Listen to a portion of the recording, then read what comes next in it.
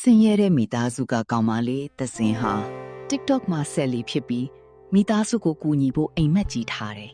။အိမ်ဟောင်းလေးထဲမှာဖုံးအဟောင်းတစ်လုံးနဲ့နေတိုင်းဗီဒီယိုရိုက်တင်ပေမဲ့ view 30 like 5ပဲရတယ်။သူမရဲ့အိမ်မက်ကိုလူတိုင်းရဲခဲ့ကြတယ်။ live လွှင့်နေချိန်အမေကအမိုက်ကောက်ပြီးအိမ်ပြန်လာတာကိုကင်မရာထဲဝင်သွားတယ်။ comment တွေကဆင်းရဲလိုက်တာ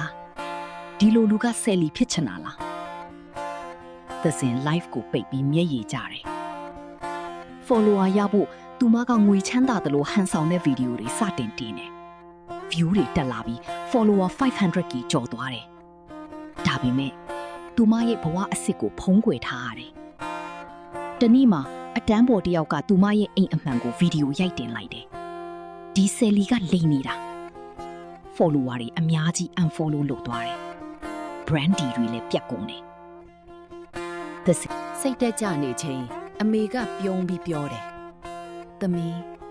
လူတွေချစ်တာလိန်ညာထားတဲ့ဘဝကိုမဟုတ်ဘူး။သမီးရဲ့အမှန်တရားကိုပဲချစ်စေချင်တယ်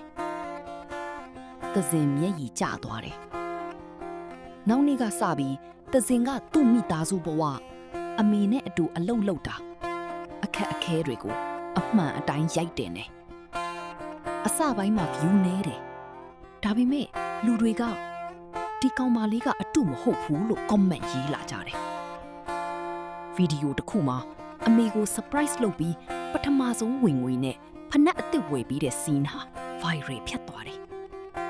view တန်ပေါင်းများစွာတက်ပြီးတခိစလီဖြစ်လာတယ်သတင်းတောက်တစ်ယောက်ကမေးတယ်စလီဖြစ်ဖို့အရေးကြီးဆုံးအရာကဘာလဲသစင်ပြုံးပြီးဖြေတယ် like တွေမဟုတ်ဘူးကိုမလိမ်ဖို့ပဲအမှန်တရားကအချိန်နည်းနည်းကြာပြီမဲ့နောက်ဆုံးမှအနိုင်ရတယ်သစင်နဲ့အမေနှစ်ယောက်လုံးပြုံးရင်းကင်မရာကိုပိတ်လိုက်တယ်အောင်မြင်မှုကနမိတ်ကြီးချင်းမဟုတ်ဘူးကိုယ့်ရဲ့အမှန်တရားကိုလူတွေယုံကြည်လာတာကပဲတကယ်အောင်မြင်မှုပါ ဒီဇလန်တို့လေးကိုသဘောကျရင် like and share လေးနဲ့ follow လေးလုပ်ခဲ့ကြပါအောင်အခုကြည့်နေတဲ့တယောက်ချင်းစိတ်ဤကျမ်းမာခြင်းကိုယ်ဤချမ်းသာခြင်းများနဲ့ပြည့်စုံနိုင်ကြပါစေ